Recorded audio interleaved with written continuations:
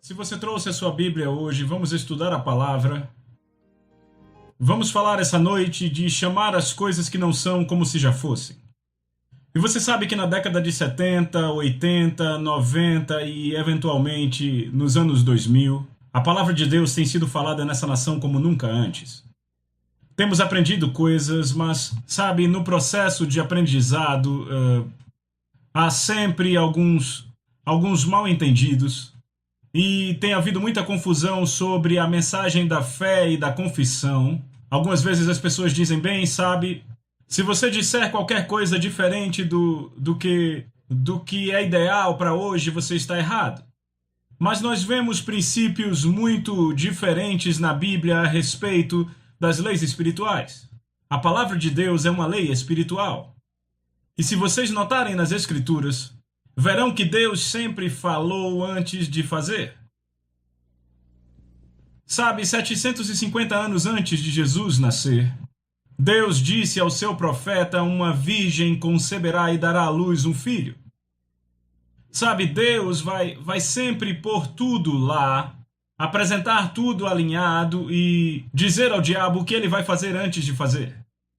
Pode ser que o diabo não perceba como ele vai fazer, mas o poder está em dizer, Deus tem que ter a coisa dita na terra, é disso que a profecia trata. Há algumas coisas que nunca vão acontecer até que alguém tenha fé para profetizar pelo Espírito de Deus. Eu estou falando de inspiração, vinda de Deus, para proclamar coisas e colocar coisas em movimento nessa terra. No culto da manhã falamos sobre palavras, fé e coisas. A palavra de Deus produz a fé para as coisas que Deus nos deu. Então é assim que a lei espiritual funciona. Eu fui fazendeiro por 29 anos antes de entrar no ministério.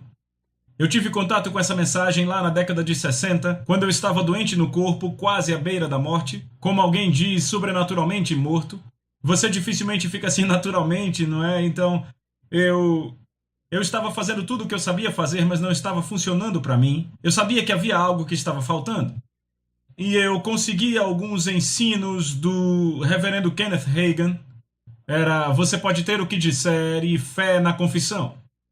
Eu era mais ou menos como, vocês já viram, aquele pôster com a foto de um gato segurando numa corda e quase caindo, dizendo, segure aí, era como eu estava. Eu já estava no fim da minha corda, eu não sabia o que ia acontecer, mas eu cheguei a conhecer a verdade da palavra de Deus.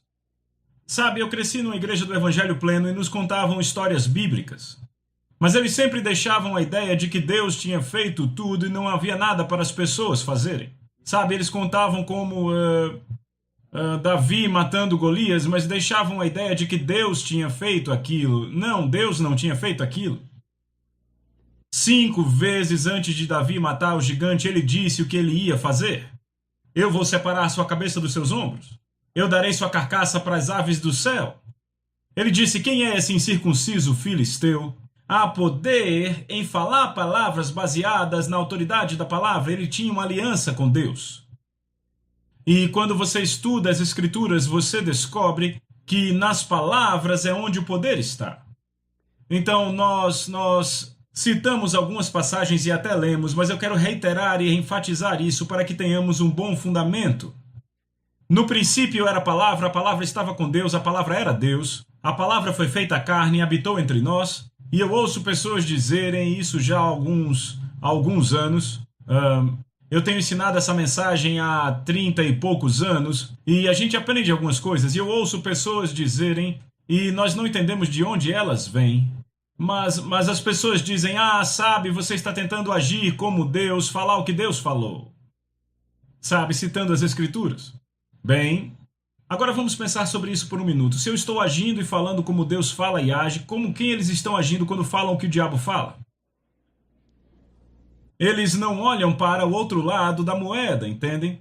E algumas vezes as pessoas entendem errado as Escrituras e é aí que o diabo rouba delas, porque alguns cristãos aparecem e dizem, você não pode dizer isso porque isso não é verdade, você está mentindo. Mas por toda a Bíblia nós vemos esse padrão de chamar coisas que não são como se já fossem. Hebreus 11:1 diz que a fé é a substância das coisas que se esperam e a evidência das coisas que não se veem. E pela fé, o verso 3 diz, pela fé entendemos que os mundos foram criados pela palavra de Deus. Tudo começou com palavras. Eu falei essa manhã. Em Gênesis 1, 10 vezes em Gênesis 1, eu creio que é isso, é dito que Deus disse. Você vai notar que na maioria das vezes quando ele diz que Deus disse, logo em seguida ele diz que Deus viu. Deus nunca viu até que dissesse. Porque é necessário falar dessa palavra para trazer a manifestação daquilo. Ele olhou para baixo e viu as trevas, e havia água sobre a face do abismo, e o Espírito de Deus se movia sobre a face da água, mas nada aconteceu até que Deus dissesse. E quando Deus começou a falar, a criação aconteceu, e fomos criados à imagem de Deus. E então, vá comigo, eu quero que você veja isso para o primeiro capítulo de Hebreus.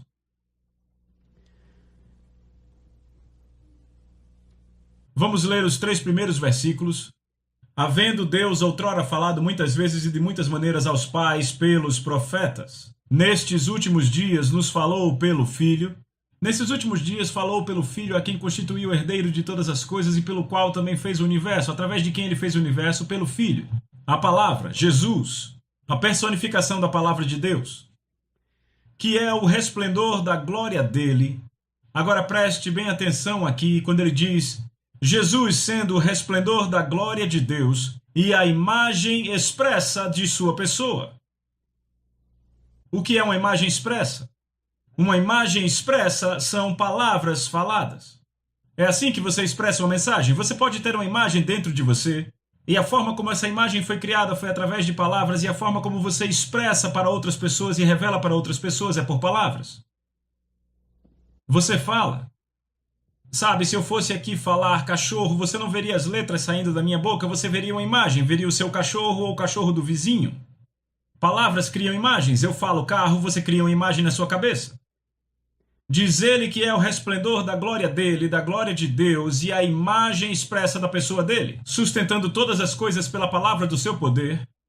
Ele sustenta todas as coisas pela palavra do seu poder. Essa é a razão pela qual esse universo é contínuo, sabem? Os cientistas têm uma teoria de que a explosão do Big Bang começou tudo e começou se expandindo e tem se expandido por todos esses anos, mas eles assumem na teoria deles que no final das contas isso vai diminuir, que a expansão do universo vai começar a diminuir a velocidade, ficar mais e mais devagar e então vai implodir dentro dela mesma e deixar de existir. Eu estava assistindo um programa de entrevistas meses atrás e Ted Kappa estava lá com um dos seus cientistas e disse: temos que repensar nossas teorias. Ele disse: nós descobrimos uma forma de medir o quão rápido o universo está se expandindo. Ele disse: ele não está ficando mais lento, ele está acelerando. Está ficando mais rápido. Nós sabíamos disso o tempo todo. Você não tem mais tempo para fazer o que quer fazer no tempo de um dia. A razão pela qual as coisas parecem tão rápidas hoje é que o tempo está mais rápido do que jamais esteve. Não há dúvida sobre isso. Nós estamos vivendo no fim do triângulo do fim e o tempo fica cada vez mais rápido. Mas aqui ele diz, ele é a imagem expressa da sua pessoa, e isso é o que eu quero que você veja nesse verso. A palavra pessoa aqui em Hebreus 1:3 é exatamente a mesma palavra que é traduzida em Hebreus 11:1 como substância. Ele é exata, podemos mudar as palavras aqui e dizer, Jesus é exata expressão da substância de Deus, do que Deus é. No princípio era a palavra estava com Deus, a palavra era Deus. E eu ouço pessoas dizerem, esses caras da fé estão tentando fazer da palavra Deus. Não, por que cargas d'água iríamos querer fazer isso? Já é dessa forma, é o que ele diz aqui nessa passagem. No princípio era a palavra estava com Deus, a palavra era Deus, e ele diz aqui, ele sustenta todas as coisas pela palavra do seu poder. Ele não disse pelo poder da sua palavra. Sabe, eu tenho algum poder nos meus dedos, mas esse não é todo o poder que eu tenho. Se ele dissesse pelo poder da sua palavra, significaria todo o poder que ele tem, mas ele diz pela palavra do seu poder, ou seja, seu poder está na sua palavra. A sua palavra é onde o poder está. Então esse poder ainda está disponível hoje. Mas entendem, ele tem que habitar em você. Jesus disse, se habitares em mim e as minhas palavras habitarem em você, peça o que quiser e será feito. Isso muda situações e circunstâncias. Então a fé bíblica apenas vem pela Bíblia, da palavra de Deus. Mas apenas estar nas Escrituras, neste livro, não faz tudo para você, a não ser te dar conhecimento. Mas se isso vai para dentro de você, é poder. É o poder da palavra de Deus. Por falar, citar e proclamar o que Deus disse. Agora, há uma coisa interessante que eu quero citar aqui antes de continuarmos para eu não esquecer. A ciência descobriu recentemente, sabe, eles acharam por anos que o átomo era a menor partícula que existia. E então eles dividiram o átomo. E foi aí que acharam o poder. Quando dividiram o átomo. E agora eles descobriram que há partículas, que pode ser mais reduzido, que há partículas subatômicas. Que elas são tão pequenas que apenas existem na forma de nuvem, até que eles não conseguiam achá-la, até que alguém começou a falar sobre elas, começou a buscar por elas, e então elas apareceram. E lembram que Jesus disse: buscai e achareis, batei e abrir-se-vos-á. A ciência agora está começando a provar o que Jesus falou 2000 anos atrás. Que você pode ter o que você diz se você crer e não duvidar no seu coração, porque as palavras estão cheias de substância. Estão dando substância às coisas que se esperam. E algumas vezes as pessoas substituem esperança por fé. Mas sabe, se você tiver toda a fé na palavra e não tiver esperança, não terá nada de onde a fé tirará a substância. E algumas vezes essa é a razão. Que alguém diz: o que aconteceu com o irmão fulano de tal, ele teve fé, mas não funcionou para ele. Pode ter sido esse o problema, ele teve fé, mas ele não liberou nada disso. A Bíblia revela que a forma como você libera a fé é por palavras. Todo aquele que disser, crer, não duvidar em seu coração, crer no que diz acontecerá. Você vai ter, você não tinha, mas vai ter tudo o que disser. Quanto mais você fala, mais você crê. Quanto mais você crê, mais você diz. E quanto mais você diz, mais você crê. É como um dínamo. E está produzindo, como dissemos essa manhã, da mesma forma que uma asa de avião cria sustentação à medida que vai pelo ar, assim é a confissão da palavra de Deus, criando fé. A sua confissão dessa palavra, você pode saber sobre isso, mas a não ser que você confesse a palavra, há algo que acontece com você quando você ouve a sua voz dizendo o que Deus disse, que não ocorre de outra forma. Isso entra em você, se torna parte de você, ele renova sua mente pela palavra de Deus. E isso muda coisas. Então não há nenhum princípio maior na Bíblia para cura e saúde do que o princípio de chamar coisas que não são, como se já fossem. Então o que significa chamar coisas que não são? É muito simples, você chamar coisas que ainda não estão manifestas. Agora, de que coisas estamos nós falando? Estamos falando de coisas que Deus nos deu na sua palavra da promessa.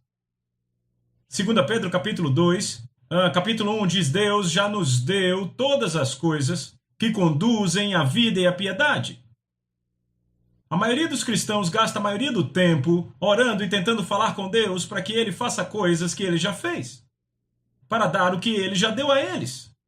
Quando na verdade se trata em pegar a fé que vem da palavra de Deus e falar e proclamar e chamar essas coisas à manifestação. Você tem que chamá-las. Quando elas não estão lá, você as chama. E é por isso que você chama a si mesmo curado quando você está doente. E alguém diz: eu não entendo esses cristãos que ficam dizendo que estão curados quando estão doentes. É muito simples, porque se diz isso, você está chamando pelo que ainda não tem.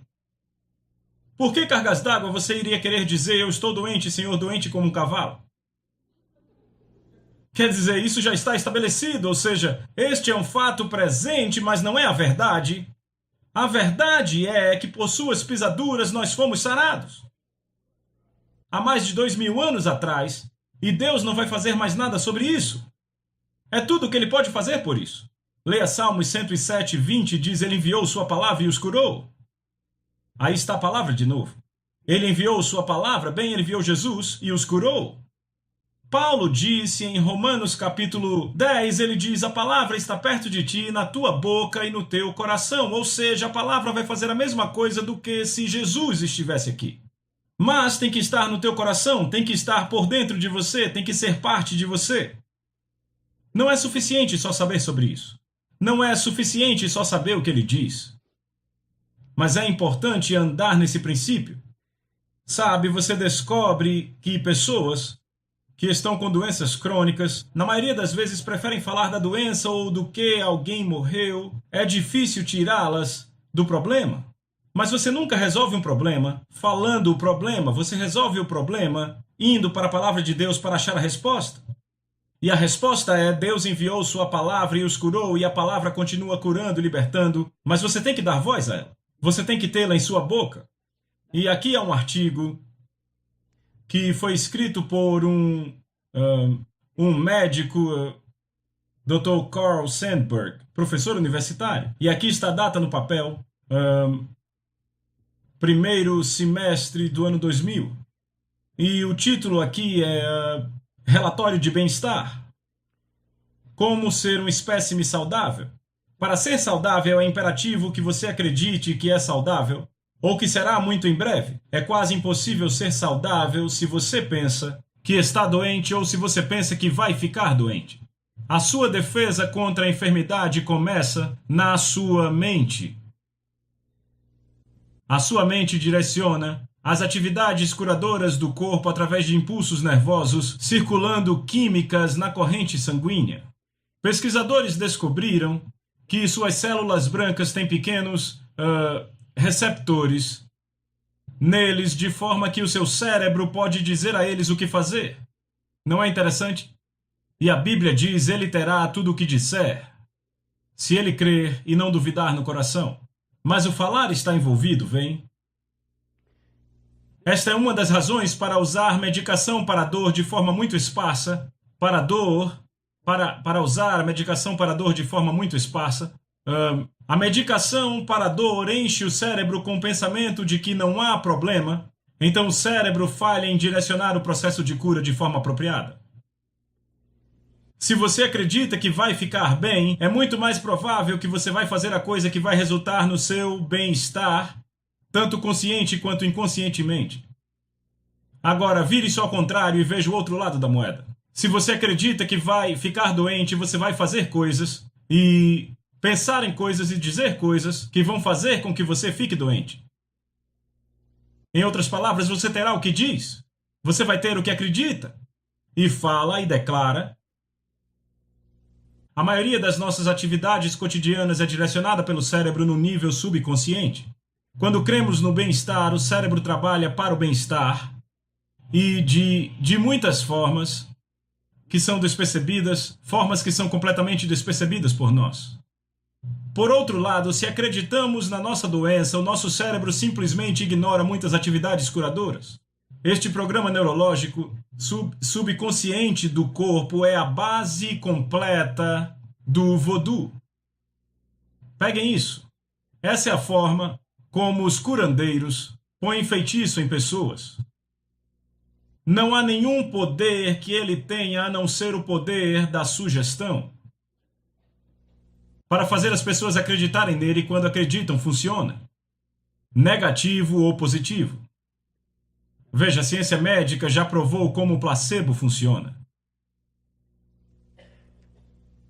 Qualquer droga nova, para ser aprovada pelo Departamento de Vigilância Sanitária, tem que ser comparado a um placebo.